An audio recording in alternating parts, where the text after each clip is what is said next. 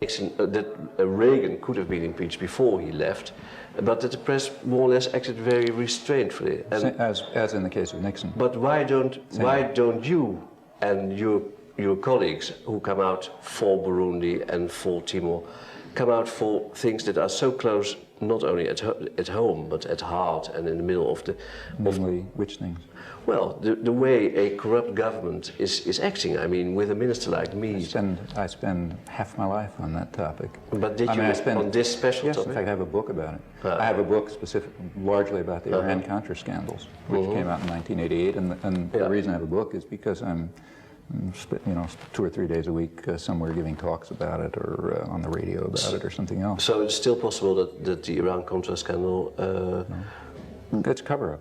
I mean, just like Watergate, it's a cover-up. I mean, there came a point when it was impossible to conceal what was going on. I mean, take the Iran-Contra scandal. Incidentally, I don't agree with you about Watergate, but let's not go on to that. Let's take the Iran-Contra scandal. Everything that came out of the Iran-Contra scandal, except the details, I mean, the general things that came out were perfectly well known before.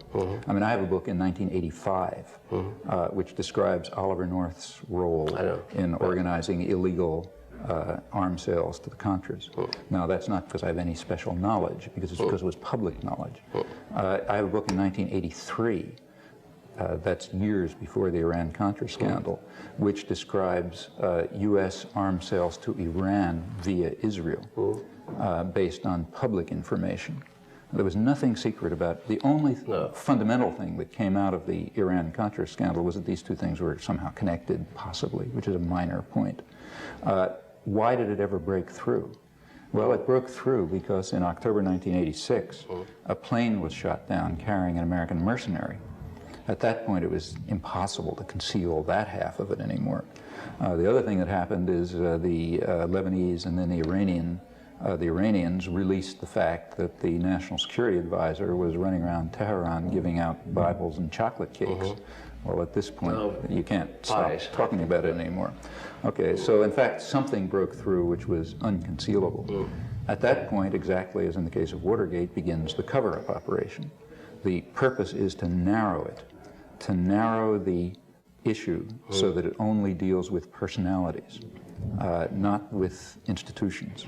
See, there's after all, if you take a look at the things that were not looked at in the Iran-Contra scandal, it's extremely interesting. For example, take the Iran side. They began their investigation from 1985. Well, an obvious question is, what was the United States doing with regard to Iran before 1985? Answer, it was sending arms to Iran via Israel. But if you look at that matter, then of course the wrong answers come up. It must be that there was some long-term planning involved. And of course there was, and you don't want that to be understood.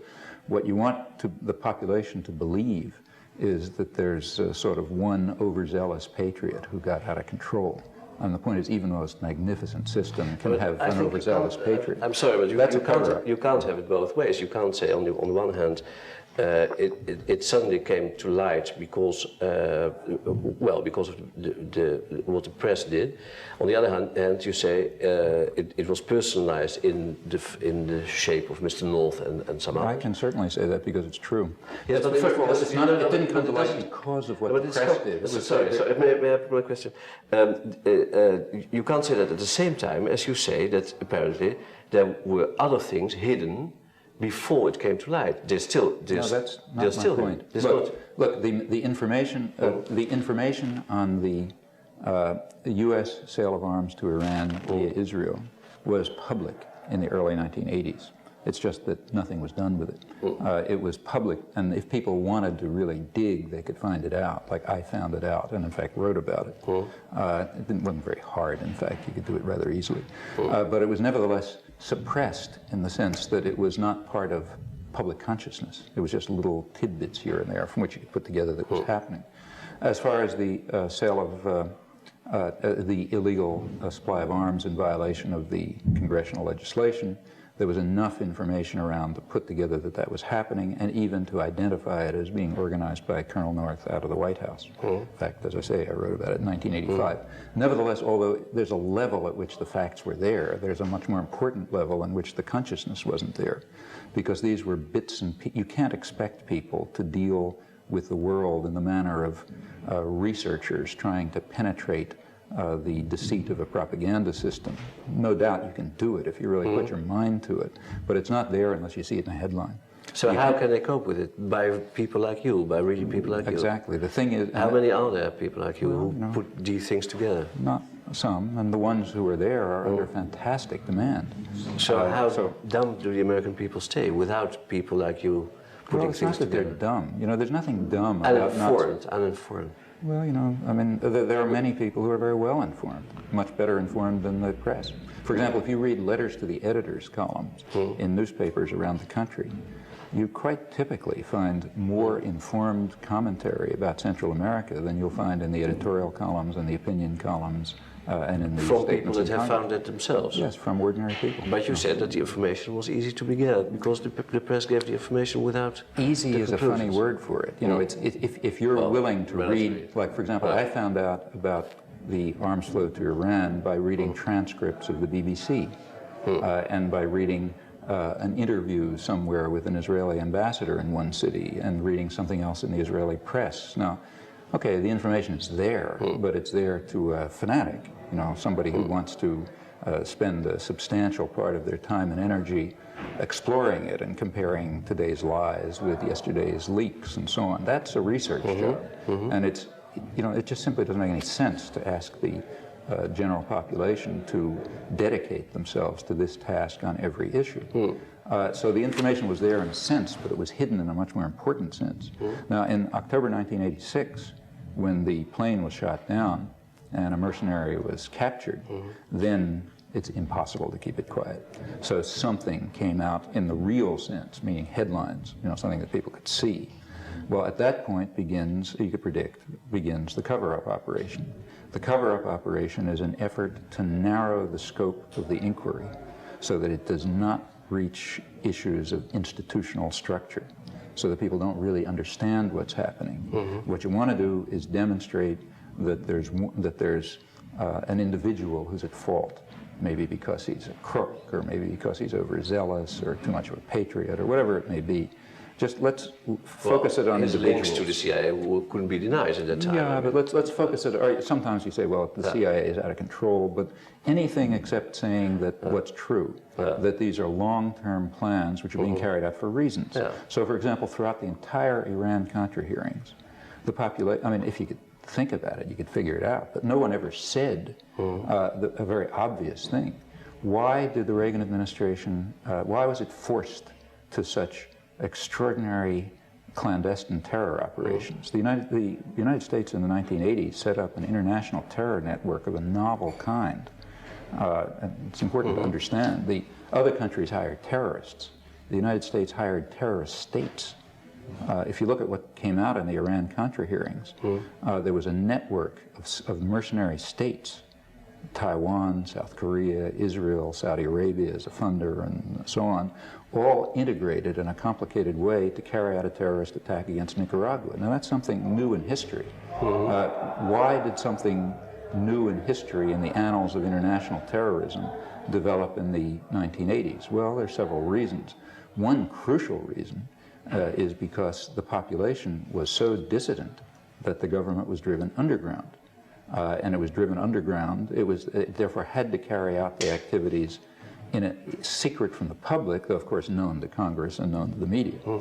Well, that's a very important insight for the American people to understand. It's important for them to understand that their government regards them as an enemy, and that if they're too dissident, their government is going to go underground and carry out clandestine terror operations on a massive scale. But, you know, as I say, if you think it through, you can see these things, but to ask people to think it through is difficult. But at the risk of being rebuked by you for personalizing things too much, I mean, there was a president who happened to be a person as well, but he was a president of the United States. One of the things that was important at the time was whether he was informed or not. And although you say that there was so much information flowing around and around, one thing wasn't made clear at all. That was the position of the president. And that was rather important for an American, I think, and for the American. It wasn't. No, I think that's again... Doesn't matter who is the president or... Well, sometimes it does. But you see, there's a kind of an open secret that most American citizens understand, but the educated classes try to conceal. And the open secret is that Ronald Reagan was a formal executive. The United States effectively didn't have an executive for the last 8 years. And the population was generally elected him twice, didn't they? They voted for him. First of all, a minority of them, about 28 or 30% of the electorate, voted for him twice. If you look closely, you'll discover that of the people who voted, let's take the 1984 election, where he won, he got about a little over 30% of the vote. Of the people who voted for him, by about 3 to 2, they hoped that his program would not be enacted. Yes, that's all right. That's all right. They voted Nixon for the wrong reasons as well, because he said that you could make... I think it's not the wrong reasons. I think the population recognized what the educated classes refused to concede, that they're electing a symbolic figure. It's of no interest whether in England, let's say, it's of no particular interest whether the Queen of England knows what government policies are. It's not the same thing. They've got a prime minister. I mean, yes, but you see, leading a party, like the American president does. Except I think the important thing to understand is that there was a sort of an innovation in democratic theory that took place in the 1980s in the United States, namely a symbolic figure was elected to the executive office. That's a magnificent way to marginalize the population. Yes, okay, I appreciate the cynicism, but it's not cynicism, it's recognition of reality. No, but you can't print every day in the New York Times as when you print the name Reagan, remember this is the president, you vote for fun. I mean, it's not vote for fun, it's because you didn't have a choice. Well, what you described was fun. No, it's not fun. I mean, there's nothing funny about it. He's a figurehead, There's nothing funny about it. It's very serious. One of the ways of marginalizing the population is by depriving the formal mechanisms of substance. Now, you have to pretend that they're substance. Therefore, there was a great deal of focus on exactly the issue you raised. Did the president know, or did he remember that there had been such and such a policy? When did he know? Now, most of the population didn't care because they knew it didn't matter. Whether the president was informed, I mean, they understand that the president is someone who looks at the teleprompter and reads his lines. And incidentally, in retrospect, the media admit this. Notice what happened to Ronald Reagan. After he had done his job, namely reading his lines and smiling and telling a few jokes for 8 years, he disappeared. So, for example, at the recent North trial, it was revealed that... He will be re-elected for 4 years. It was revealed at the North trial that Reagan had, the words that came out of his mouth had been false. Nobody even cared because his role was finished. He played a symbolic role. It's now over. He can enjoy himself in California. That's exactly what I mean. He wasn't. He should have been taken seriously when he was in office. He didn't know what was going on. No. I mean, you read the memoirs. How do you know that the other people knew? The high officials that he picked, the minister, his cabinet that he picked, they could be easily changed for other people as well. Except that we have a good deal of information about what people knew. By now, a lot of information has come out at the trials and so on. And George Shultz. And Caspar Weinberger and William Casey and Elliot Abrams and many others knew very well what they were doing. Occasionally they would inform Ronald Reagan, and sometimes he would sit in on a meeting and so on. But there's no particular reason to believe that he played any decision-making role in this of any significance. That's part of the mythology. He was there in order to marginalize the population. And much of the population is well aware of this, and by now it's even pretty well conceded. I don't get you really. Let me put it this way. There is a president of the United States voted in by a minority of the people. Ronald Reagan accepted a certain role. Yeah. His role was to read the lines that were written for him by the rich folks. Yes. That's what he's done all his life. But you are giving the other people the excuse. I'm not giving anybody an excuse. There's no excuse. There's no excuse. There's a description. Let's give an accurate description. The accurate description is he had only the dimmest understanding and knowledge of what policy were. He delegated. He was playing a role that he was assigned to play. Look, the Queen of England opens Parliament by reading a political program. But that's a constitutional. That's something different as a system. Yeah, but see, what's interesting about the 1980s is that the United States moved a step towards a constitutional monarchy. But they didn't declare themselves then. Yeah, and therefore what you want to do is help people understand what is happening, whatever the words may be. Whatever the words may be, certain things are happening. And one of the things that's happening is there was a distancing of the formal act of signing an X on every 4 years from the actual decision-making. Now, there's always been a distance, but the distance moved a step further in the 1980s, and that's important to understand. I should say that much of the population understood it quite well. Did you vote yourself?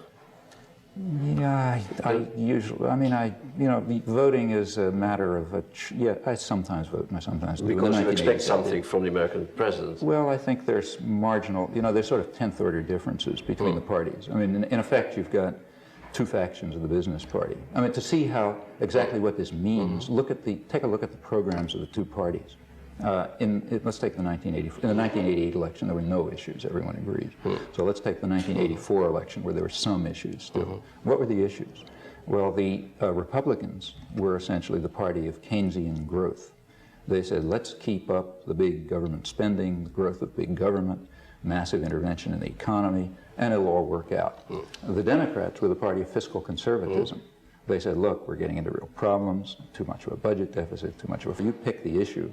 And aside from some statistical blips now and then, the population was strongly opposed to the Reagan policies. And for various historical and other reasons... Which part of the population? I mean... The majority of the population. For example, take did they care enough? I mean... Oh, sure. Care, there's no measure of care. But pick the issue. So let's take, say, military versus social spending. The population preferred social spending to military spending by large margins. In fact, the majority of the population was even willing to accept higher taxes, which is unusual, if they're used for welfare, education, the environment, and so on. Now, while this was true of the majority of the population, the margins were rather large, incidentally. The Democrats and the Republicans combined on dismantling much of the welfare state and turning the funding to armaments, which is basically a subsidy to high technology industry. That was counter to the popular will. And there was a marginal possibility, in my view, there was a likelihood, a small likelihood, that the Democrats in 1984, because of their fiscal conservatism, might be more responsive to the popular mood than the Republicans. Let's take, say, the Contra issue, which was a major issue. Actually, on the Contra issue, by 1986, about 80% of what are called leaders in polls, which includes business executives and political figures and so on, about 80% of them were opposed to the Contras. The Republican administration, not Reagan, but the Republican administration was way off, virtually off the spectrum. I mean, they were pursuing a policy which most of the business elite, the and were able to continue it for 2 years. Well, they were able to continue it, but a good bit of the elite was really opposed. In fact, the majority was opposed to it because they wrote it as not cost-effective. So there is no elite worthwhile calling in no, elite? Look, within any elite there's always going to be differences of opinion. And we happen to have a slightly anomalous situation in 86, 87, where one segment that happened to be sitting in power wanted to pursue a policy which was kind of at the extreme of the legitimate spectrum. Now that's why you had the conflicts with Congress and so on. That's why you had the clandestine operations. Most of the powerful groups in the country wanted to carry out more cost-effective means to destroy Nicaragua. They understood that economic warfare and ideological warfare and so on should be sufficient to prevent a tiny dependent country from surviving. It's a mistake to insist upon terror, which just arouses disturbances among the population, and, a bad image and too costly and so on. Now, I thought it was important to shift to the less murderous means of trying to destroy Nicaragua. I don't think they would do it at all, but I think there's a marginal difference between sending terrorists and trying to force people to starve through embargo. There's a marginal difference there, and I think that the small differences in American policy translate into very large differences for the victims. It's a powerful country. And those are the kinds of situations in which political engagement makes sense. That's not because you can say that the Americans don't know their own power and might.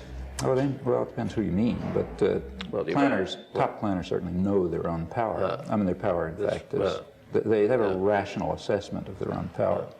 Now, let's come back to your book for a moment, your and Herman's book. What do you really want to achieve? You want to achieve a better information of the people? No, because you say it's not a question of information; they know enough.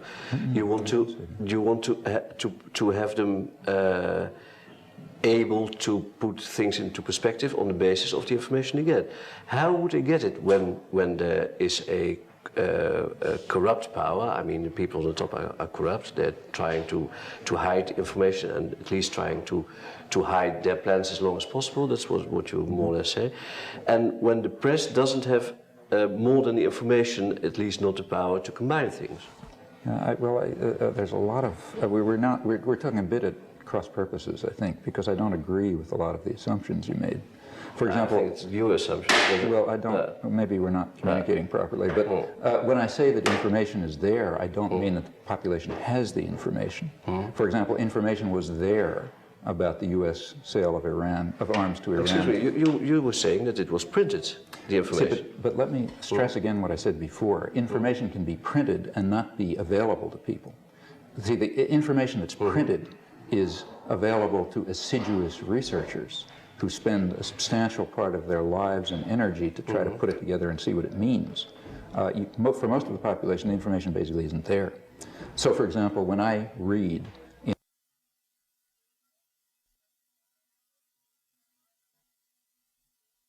the military, if you're really an assiduous researcher, you'll know that the Pentagon, Secretary McNamara, took credit afterwards. He was asked by Congress, what was the point of sending arms to Indonesia? Did it pay dividends? He said, yes, it paid dividends. You'll know that there was a House committee investigation which pointed out that the connections that the United States established with the Indonesian military in those years helped to lay the background. Excuse me, that was the question. The question is, how do the American people get as informed and capable of putting things together as you are and as privileged as you are? Somebody has to do it, because, see, look what I've just sketched. In order to understand what was going on in the Iran-Contra hearings, you have to know things like what happened in Chile, what happened in Indonesia, what are the classic policies for dealing with a government you're trying to overthrow, what was the Israeli ambassador saying, what was David Kimchi and Yaakov Nimrodi saying.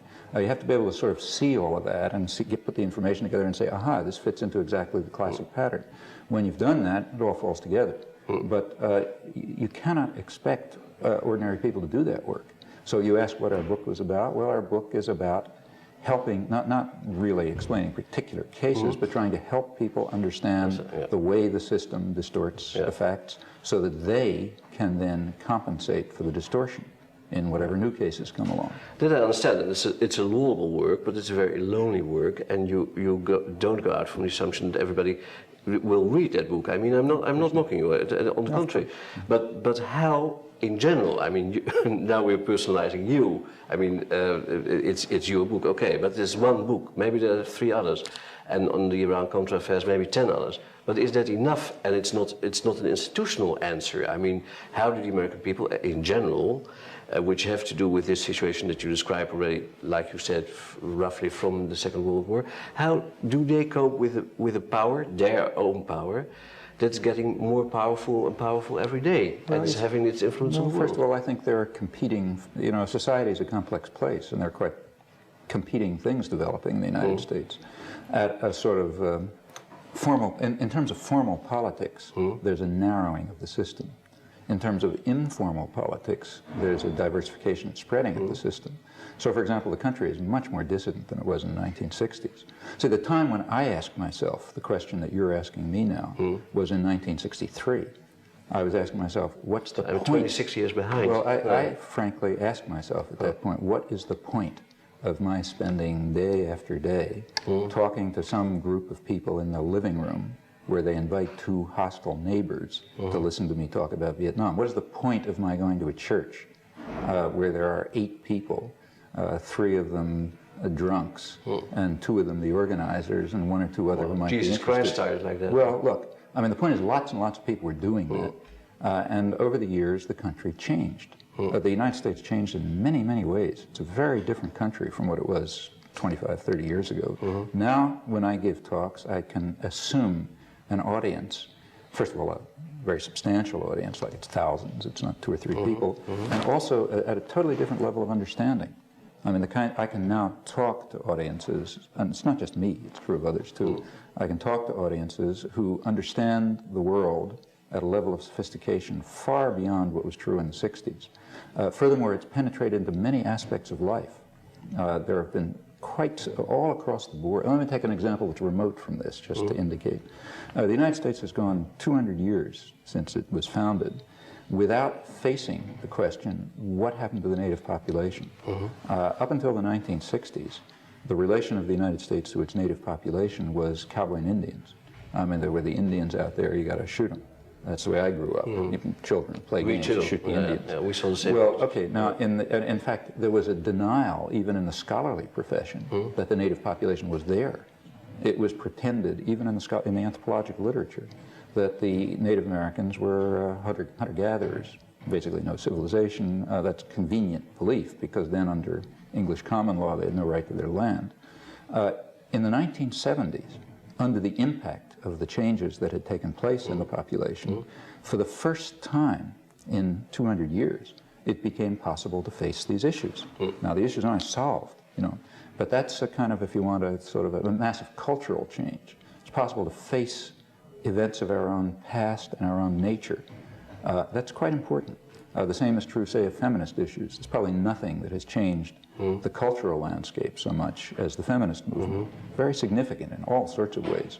Well, that happened in the 1970s, and it was a result of the opening of minds and the questioning and the freshness and so on that developed in the 60s out of the civil rights movement and the peace movement. And this has happened in many, many areas. As a result, and there is a lot of dissenting politics. In fact, let's compare Reagan and Kennedy. I use Reagan in a symbolic sense. I don't mean the individual, I mean the administration. Take Reagan and Kennedy. Now, they faced, as they came into office, they faced somewhat comparable situations. Kennedy in Vietnam, Reagan in Central America. Kennedy in Vietnam, what had happened at that time was that the United States had instituted a classic Latin American-style terror state in South Vietnam in 1954 to try to disrupt the Geneva Agreements. By 1959, it had elicited resistance. Its terror had elicited resistance. By that time, 70 or 80,000 people had been killed in South Vietnam, not a small thing. It elicited resistance, and the government, which had no basis, began to collapse. Then Kennedy came into office. Now, notice that something similar was happening in Central America when the Reagan administration came in. The effort to control El Salvador and Guatemala by force was beginning to erode. It elicited a lot of resistance. Things looked very problematic. The main base of U.S. power, Nicaragua, had collapsed. The National Guard was driven out, despite the efforts of the Carter administration to keep it there. Didn't look as if that was going to be controlled. Now, how did Kennedy react and how did Reagan react? Well, Kennedy reacted very simply. He attacked South Vietnam. He first of all increased the number of American soldiers. Secondly, in 1962, 61 and 62, he simply sent the American Air Force, not mercenaries, the American Air Force, to start bombing South Vietnamese villages in an effort to drive, actually they were attempting to drive 7 or 8 million people into concentration camps called strategic hamlets to separate them from the guerrillas. When that didn't work, they turned to trying to establish some government would invite us in, and finally just invaded outright. Now, what did the Reagan administration, and why could they do that? They could do that because nobody cared. You couldn't get two people together in a room to discuss what was happening. They do whatever they feel like doing, that's fine. Now let's go to the 1980s. The Reagan administration came in. The first thing they did in February, 3 weeks after they came into office, they leaked a white paper, official white paper, which was a duplicate of the 1960s white paper. It was an announcement that they were going to intervene in Central America directly. All the usual stories, the Russians. And that's because of the popular movements of these periods, which, contrary to what's stated, expanded in the 1970s and expanded even more in the 1980s, and functioned, but through informal politics. Well, and what you say now compatible with the fact that so many people don't even bother to vote. I mean, what we learn here from a distance is a total lack of interest, a sometimes complete form of cynicism, which runs contrary to what you were just saying. I mean, I share your hopes and your idealism maybe and your optimism, but is it based on facts? I mean, what you say is based on facts, but is the impact based on facts? Oh, sure. I mean, I told you some crucial facts. I think that's see, it's true that the voting goes down. Not only does voting go down, there's an even more significant fact. I don't know how well it's known. The rate of re-election of incumbents has gone way up. So if you look at Congress, for example, many people run uncontested. There's no contest. But in fact, I forgot the exact figure, but I think it was over 95%, maybe even higher than that, of incumbents, people already in office, won in the last election. In fact, somebody pointed out that the rate of change in the Politburo is now faster than in Congress. Now, what does it prove? See, that indicates what I was describing. There's a decline in the significance of formal politics. At the same time, there's an increase in the significance and scale of informal politics. I mean, people couldn't care less who is in Congress? Well, it's not that they couldn't care less. It's of more marginal. Much of the population is just not engaged. That's certainly true. But larger and larger parts are engaged, active, dissident. The ground roots, you mean? And they do things. And you can see the effects. The effects, for example, are that the Reagan administration could not do what the Kennedy administration did. And that's quite significant. Let's even take even the case of East Timor, you know, which is extremely interesting. I mean, here's a major massacre, and nobody knew about it because it was totally suppressed. I mean, this is a case where it was literally totally suppressed. Reporting actually declined from a fairly high level as the aggression continued. Reports were refused by the Indonesian government. That was not the point. You didn't have to get into the country to read the Australian press, or to read the human rights reports, or to, in fact, look, let me tell you the extent to which this proceeded. I actually went to the point, since American reporters would not interview Timorese refugees in Lisbon and Australia, they simply wouldn't do it, because there's no gain in that. I actually went to the point of bringing refugees on my own, paying for them, to come to the United States, including, you know, Catholic priests and recent refugees and so on, hoping that if I could get them into an editorial office, somebody would listen to them. I mean, that's the extent to which it reached. Well, it finally got to the point where the thing began to break through. It began to break through into peace movement circles, into sectors of Congress, incidentally conservative sectors of Congress. There's nothing to do with liberal conservative here. Conservative sectors of Congress, general parts of the population, parts of the press which became appalled. You know, when people learn what's happening, they become appalled. That's the reason why these things are secret. Enough happened so that it became, there was enough pressure put on the U.S. government so they at least let the Red Cross in. Now that probably saved tens of thousands of lives. That's not an insignificant fact. And this is because of the possibilities of informal politics, even when there's a total press blackout. Now there are lots of things like that. And you know, you can say it's not enough. Well, I agree, it's not enough, but it's a lot more than there was 25 years ago. I'm not blaming you for not trying or for... Well, you see, I think there are very few things that I can think of in my lifetime, or anyone's lifetime, that correspond to the having participated in saving tens of thousands of lives. You know, as I say, I'm very self-critical, in fact, harshly self-critical. I've written about this for getting involved so late. But once you can get involved, you can make a difference. And no, I think there's much more general. I think the real, if I understand you correctly, what you're driving to is a more long-term issue. Well, I agree with that. I mean, I think that in the long term, there should be attempts to bring together informal and formal politics. I'd like to see substance in the democratic system. That requires institutional change. Because you surmise that there are still many parts of the world where the Americans could do harm. Well, it's going to continue. I mean, what we're doing is we're putting Band-Aids on cancers. Now, it's, sometimes you want to put a Band-Aid on a cancer, but you'd like to get to the source too.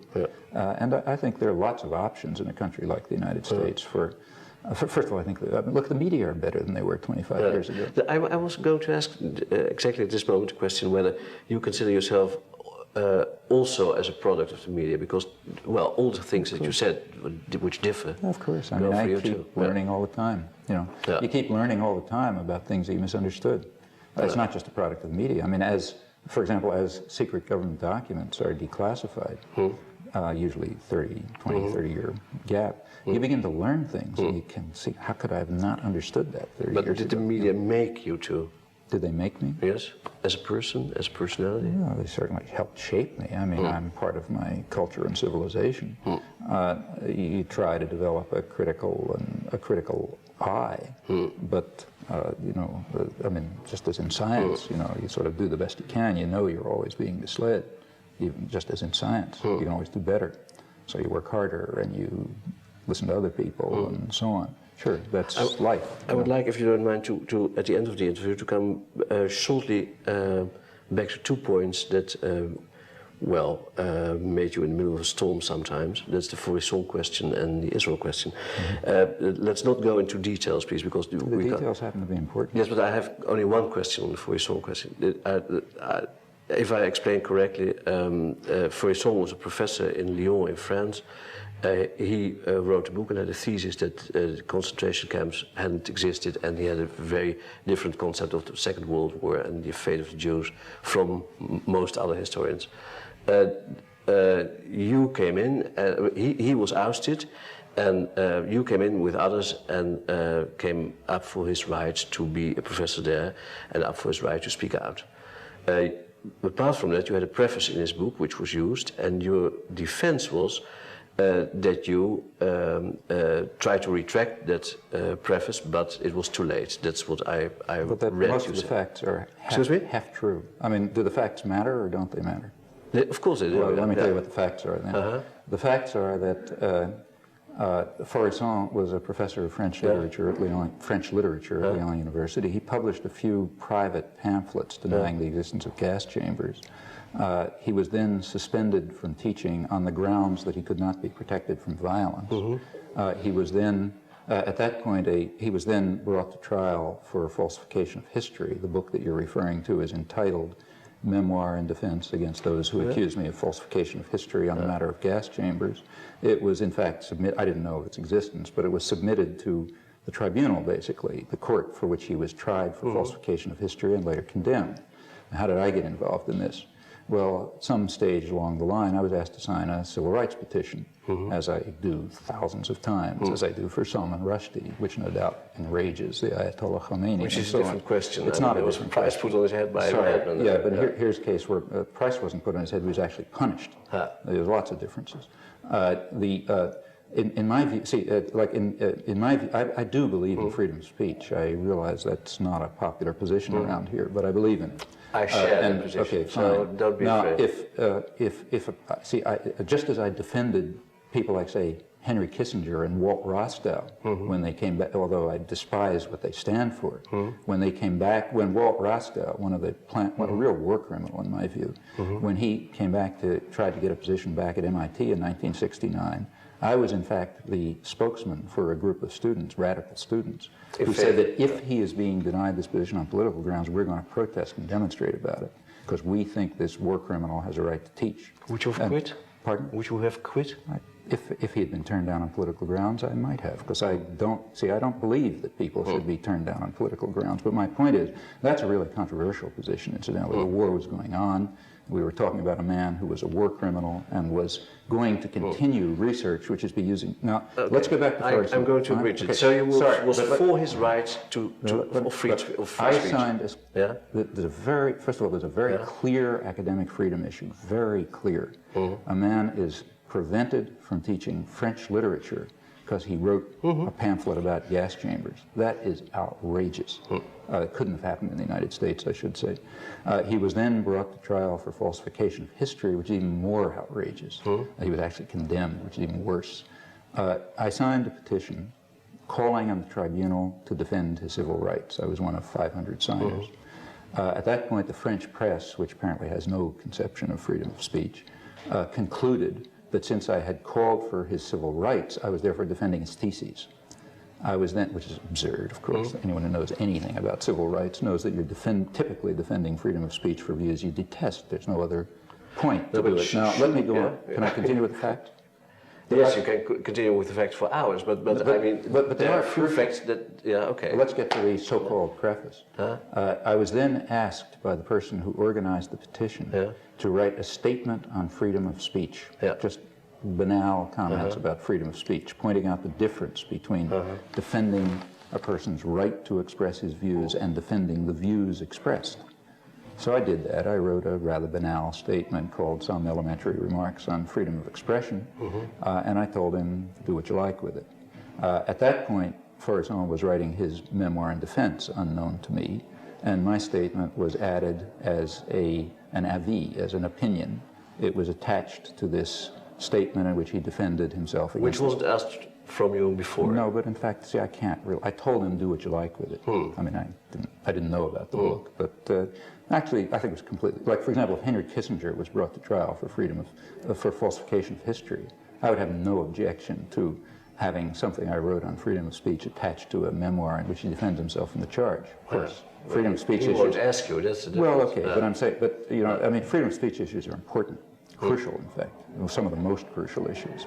Yeah. So when I learned, now those are the facts. Now I'm, you know, in my view, this is a banal and trivial issue. There's one simple question. Didn't you ask yourself afterwards whether it was very wise of you, on your part, to act at least like you were defending him and the person instead of the right of free speech? No, because I never acted that way. No, I never defended him as a person. I don't even know. It was very in fact, I made it very to infer it. Oh, that's true. You see, people who don't, I realized as soon as I signed the petition that this is going to be interpreted by people who have not yet reached the Enlightenment. We're still in the Middle Ages. It's going to be interpreted as a defense of his views. Of course I realized that. I understand the world. But freedom of speech issues are important, and I'm perfectly willing to face them. But then why did you try at the last moment to get it back from the book? That's the one thing I'm sorry about. But that's the real important thing. It's not. Of course. You know, the fact that I tried to retract because with that you said it was wrong of you. No, I didn't. See, in fact, take a look at what I wrote a letter, which was then publicized, in which I said, look, things have reached the point where the French intellectual community simply is incapable of understanding the issues.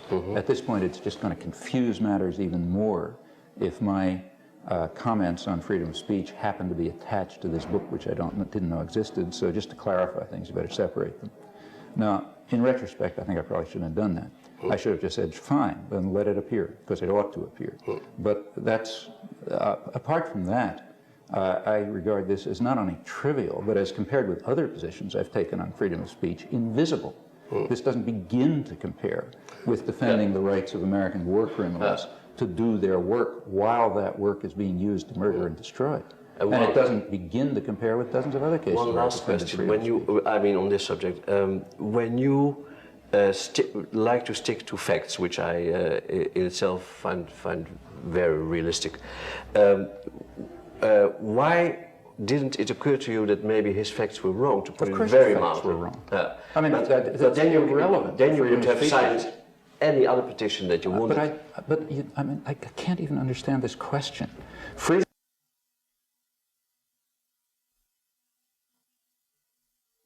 of speech for views you disapprove of, then you believe in the principle. Yeah, that's the issue. I agree. Yeah, but still. Therefore, I don't understand your question. When you said, why didn't it occur to me that maybe his views are wrong? Of course it occurred. Well, like I knew it. You know, if you want to read what I said. But that was the reason that you finally tried to retract it. The reason I retracted it was quite different. It was that I realized at some point the French intellectuals cannot make the distinction. Who cares? Who cares? Well, I agree, and that's why I say I shouldn't have even retracted.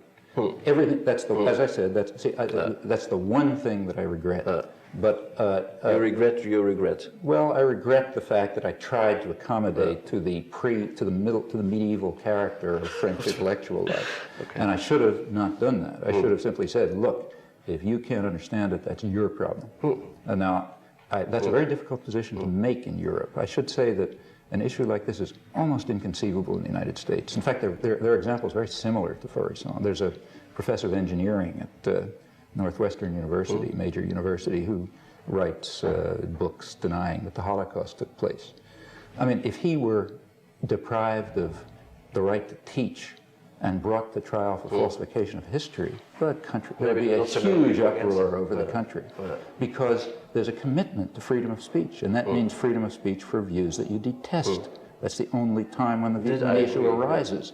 Now, if a person can fail to distinguish between defending rights and defending the theses expressed, they have to go back to the Middle Ages and start all over again. One question on Israel, only one, I mean not the history of Israel. You, even in this interview, call it a terrorist state, in the connection with the terrorist, you said. Terrorist states like Hong Kong, Korea. It is a terrorist state. Sorry? It is, I agree with that. Yeah, okay, so, but that's not the question. The question is, when the majority of the Americans would regard Israel like it, and the majority of the people who have a say in government.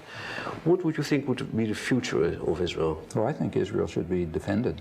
In fact, I've written about this very clearly. And in fact, I think it's one of the most attractive societies in the world, despite, as I've written, despite the things that I've described. The world is a complicated place.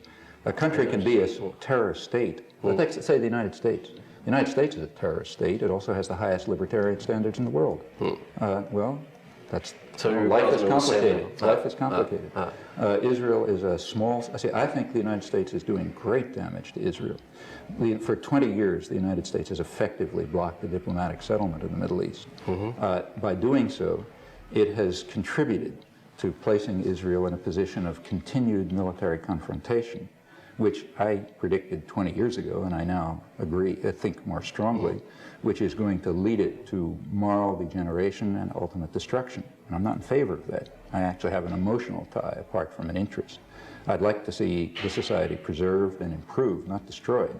And I think that the insistence on military confrontation within the framework of maintaining a strategic asset in Israel is very wrong.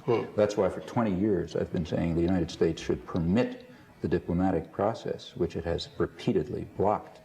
I could give you the details if you like, but that's been happening. I would like it, but not in this one. Yeah. A very last question. We began this interview with the state of intellectualism, your state of intellectualism. Aren't you ever getting tired of being an intellectual? Wouldn't you prefer to be something else, like a professor or something? I don't know. See, I don't call myself an intellectual. No, but other people Well, do. I don't care what people say. I mean, look, I have things that I think I can do and I think are worth doing. That's what I devote myself to. If people want to describe it the way they do, that's their reason. In a deeper sense, I think, if I would be able to convey something like that to you, wouldn't it be very nice not to be an intellectual with all the responsibilities that go with it? Would it be nice to be a human being without the responsibilities of being a human being? Well, I can imagine that. For example, if you're a human being and you're a citizen of a relatively free society and you're relatively privileged, you have responsibilities. Moral responsibilities are basically measured by what you are able to do. Like, I don't have any responsibility for things that happened in the 16th century because I can't do anything about them. I do have responsibility for things that I can influence. In a totalitarian society where you've got the, say, extermination camps there isn't much you can do. In a free society, there's a lot you can do. For people like me who are relatively privileged, there's even more you can do. So that assigns you a responsibility that you cannot escape. You can say, I don't care, you can do that. But you can't say, I don't have the responsibility. You can say, I refuse to execute the responsibility. That's a choice. And in some ways it's easier, in some ways it's harder. Don't forget you have to look yourself in the mirror every day too. And people make their choices. Nobody's a saint. I'm not. I don't spend 24 hours a day trying to help people. I do other things. But I adjust my life in some fashion so that I spend a fair amount of time, in fact a lot of time, doing things that I think contribute to meeting a very substantial moral responsibility. And I think many other people do also, and that's what's led to human progress. Otherwise we'd be still, living in slave states. And I think it's important. Do you recall what the biggest mistake in moral judgment was you ever made? The biggest mistake in moral judgment I ever made was waiting so long and getting involved in protest against the Vietnam War. I should have started it in the early 1950s. Does that still weigh on you? Very much. I mean, look at the effect on Indochina, which was virtually destroyed. Yes. I don't know if I could have made any difference, but one could have tried at least. Okay, thank you very much. Professor Chomsky was dat, maar dat hebt u begrepen. Dank u wel.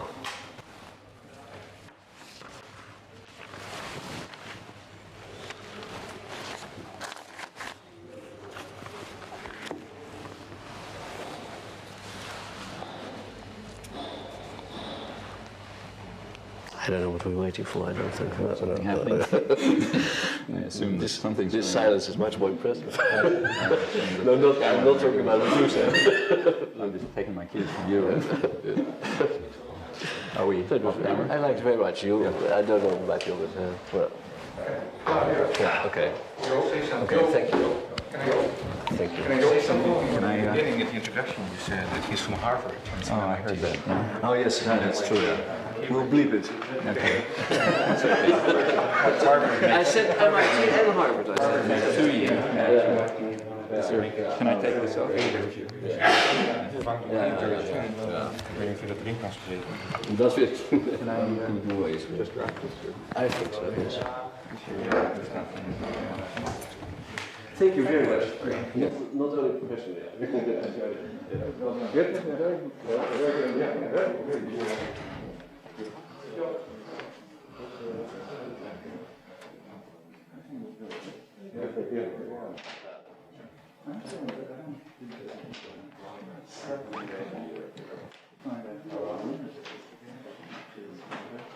Now, 2 years ago, I was in England, and I met with all my left-wing friends. You know, and at that time, there was an issue over some student at one of the Polytechnic universities, who was apparently some racist or national front, whatever they call it, and he was being beaten up and kept out of classes. And finally, the university insisted to not attend classes. They made him attend class alone in a separate building. I had a huge fight with all my left-wing friends about it. I thought this was outrageous, you know, and they thought it was terrific. You know, they were really proud of it. Okay, now you got the left wing saying, beat up this guy we don't like and keep him out of classes. You got the right wing saying, kill a guy who blasphemes. What's left of freedom of speech? Yeah. You know? Nobody is for real freedom. In fact, that's all over Europe. I mean, like Mitterrand made a passionate speech about the Rushdie affair, talking about how the deep commitment of France to freedom of speech. Do you know what France had just done? You know, France had just closed down an Algerian newspaper on the grounds that it was going to harm their relations with Algeria. They just closed down a publisher because it was publishing bad books. There was no the reaction. American government has harassed in its time Mother Jones and the United States almost every year refuses some people, among them Nobel Prize winners, to have On lectures. immigration, that's ridiculous. Yes, but that's government policy. Absolutely, I agree. But on the particular, and that's why you can't give countries grades, you know, A, B, C. No. What you do is point There's always something bad. And there's been a development in the United States that's extremely healthy. As a result of these popular struggles, a libertarian standard has been accepted, which is finally reasonable human beings. It was not until 1964 that the Supreme Court struck down seditious libel. In fact, freedom of speech is a modern phenomenon. Up until the 1920s, it was like Europe. But then it started to move forward on that issue. And in 1969, on the Ku Klux Klan case, recall, that finally established what's probably the right standard, that speech can be constrained only when it directly incites crime. That's anything else goes, at least theoretically. Now, there's plenty of things. That's up to whom? To judge? Well, yeah, that's always going to be complicated. Of course, but the question is what standard you have. The question is what standard you have. Now, in the United States, it is inconceivable that the government could decide to close a newspaper because it's harming their relations with them. It's inconceivable that somebody could be tried for falsification of history or for distributing false news, as just happened in Canada. You know, people would laugh. And that's important. And it's also true, as you said before, that people can get into the United States. World's complex, that's why it changes. But on this issue, on the freedom of speech issue, which is crucial, that's essential to free society. On that issue, the United States go on. Against my will, I have to leave her because she's waiting for that. I don't know.